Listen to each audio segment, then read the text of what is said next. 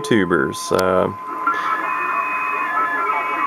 First CB radio video for a little while for me. You know, as I mentioned, I was gonna get back to doing these now and then. Of course, eventually the supply of radios is going to run out, but you know, I've still got quite a few that I need to make videos, a few that need repairs and whatnot. This is my TRS Challenger 1400. This looks like the 1200. You know, I did a video of some time ago. It was a straight AM, but the 1400 is the single sideband. This was TRS's big deluxe radio of the day. These probably date like late 1970s, possibly really early 1980s. TRS wasn't in radios very long.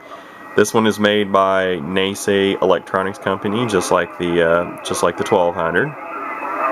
Mine's not in the greatest of shape. You know, little thin paint on the top in places. Listen 38 lower sideband in case you hadn't noticed that already. The wood veneer side shows some wear. It wasn't stored real well. It's missing the paint on this front edge at the bottom. It's got a digital clock. Digital clock works good, keeps time. I don't think you can really tell by the camera, but this digit right here is a little dimmer than the rest. The radio was like that when I got it. It's got the big, you know, SWR and your SRF meters like the 1200, big channel display like the 1200. These wire 4-pin Midland. I'm using a cheater on it. It's got a large phones jack on the front, and there's an external speaker jack on the back. And if you want to see what the back of the radio looks like on these, there's a little video clip of the 1200 that shows the back, and they're in the same cabinet. Insides of the radios are totally different, but the cabinet is basically the same between the 1200 and the 1400. The radio has, I think I'm going to have to turn lights off, show this, got a variable dimmer control that has a lot of adjustability to it, and it dims the clock as well as the channel display and the backlights on the meters. The DX is shifting. It was out of California. You know, basically southern and central California. It's changed now in the northwest corner now.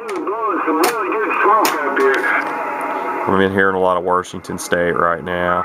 Might be getting ready to die out period here in a little while. Main power on and off is push button. I think the 1200 is the same way. Separate noise blanker and ANLs. In, they're on, out, they're off. So, you know, I kind of like the noise blanker and ANL are on separate controls. Filter, that might be a little confusing to those that just do citizens band radio, but you know, to amateur radio operators it might make a little more sense. It's really just tone controls, and for the most part I like both of them on. I'm now on sideband with just the low on. You know, low tone sounds pretty good, but AM I think it sounds best with both. It has an SWR meter just like the 1200. This is the control. Pushed in and a read, you know, your standing wave ratio. Out is calibrate, and down here's your calibrate control, which you set it, you know, to the line with the two little circles over it. There's some Northern California. I already showed the dimmer, SWR cal, pretty self-explanatory, you know, for the other controls I've showed you. RF gain. That is an odd thing about this radio. There's two controls on it that got notches. It's not just a potentiometer, you know, I don't know if you can hear that or not, but it's got steps, you know, it stops, you know, basically by each little divot, although it looks like I have the knob quite lined up right. I mean, you can get in between, you know, those divot stop points, but it's, you know, I don't know, it's just a little odd. You know, not too many CB radios came with something like that. Mode selector, it's an AM upper lower sideband. Just 40 channels though.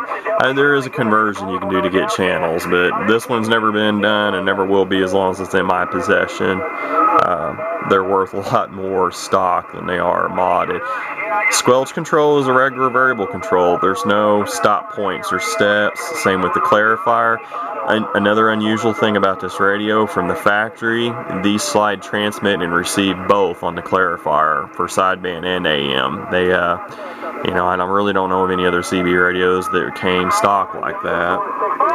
Volume control's another one of those. It's got the steps. I mean, you can go in between. There I'm in between. There I'm in one of the stepped, you know, notches, I guess is a better explanation of it. I love the meters on these. I love the big channel display. I like these radios. I really like the 1400 an awful lot.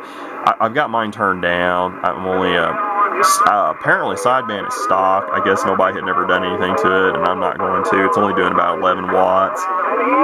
AM, it was doing probably about 24, 25 when I got it, but it kind of had high carrier. I think it was about 5 watts of carrier or so. I've turned it down to 2, and I think it'll modulate, you know, peak watts about 18, 19. And I've left it there. It's just kind of where I want it for AM. Mode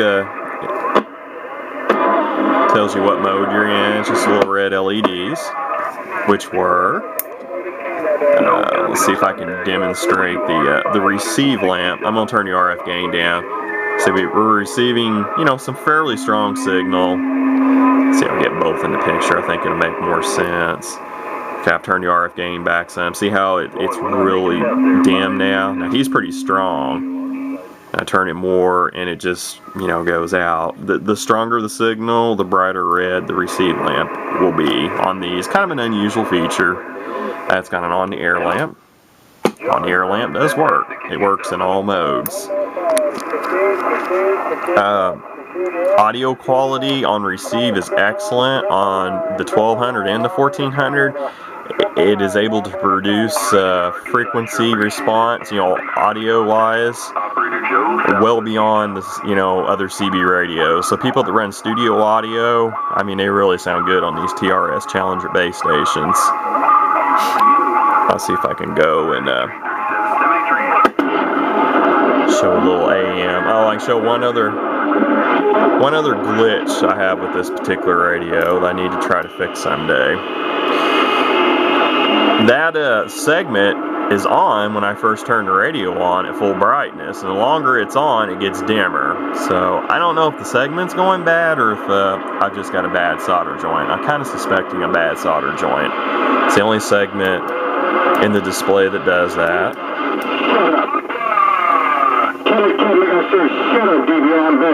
This one's got like the 1200, the same cabinet as the 1200. And it's got the same top fire speakers. It's got dual speakers in the top. I mean, it sounds good with this internal, you know, dual speakers, but on my stereo external speaker, yeah, you know, these TRS Challenger basses just sound, you know, just phenomenal. I mean, they're just like stereo quality. Really nothing to listen to here. Everybody keying together. Nobody really any stronger than the other guy. I was hoping maybe somebody with some studio quality audio was running there, but afraid not today. On my other one, so I might as well keep running this because this is more of a test box and haven't really ran it in a long time, so I'm gonna run it here for a week. That's just with the internal speakers. John Denver 21 MOSFETs rocking the mail.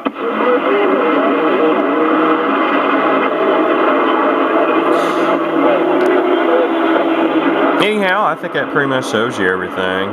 Showed you a little AM and a little sideband DX receive on this.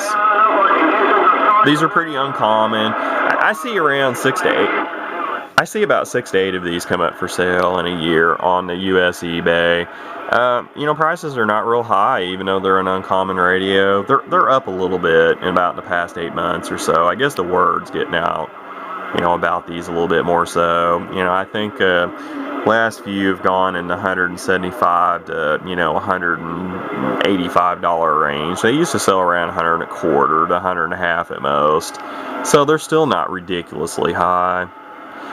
They are really good performing radios. They have excellent receivers. The only thing I can knock this one about, I have electrical line noise issues in my neighborhood, and the noise blinker and A&L, you know, they work pretty good, but only average at best when it comes to the electrical line, you know, issues I have in my neighborhood. It tends to tear the receive up pretty bad on on this 1400, you know, where weaker people, you know, 5S units or less, the electrical line, you know, buzzing, sizzling will just come right in with their audio. So that's one thing I have to knock. Otherwise, they are sensitive, they have excellent receivers, they really surprise you. Anyways, there you have it, the TRS Challenger 1400 single sideband AM base station. This was you know, probably pretty short-lived, late 70s to maybe possibly early 80s, and TRS just got out of the radios, it seems. 27. I'm back on the stood by. I think that was 4040. I don't have the external speaker hooked up, but I think you can even tell if the camera's mic is doing any justice. You can tell it definitely has a much better audio reproduction than your standard CB radio. Anyways, there you have it. 1400 TRS Challenger sidebander. 262. Operator Paul signing off for now.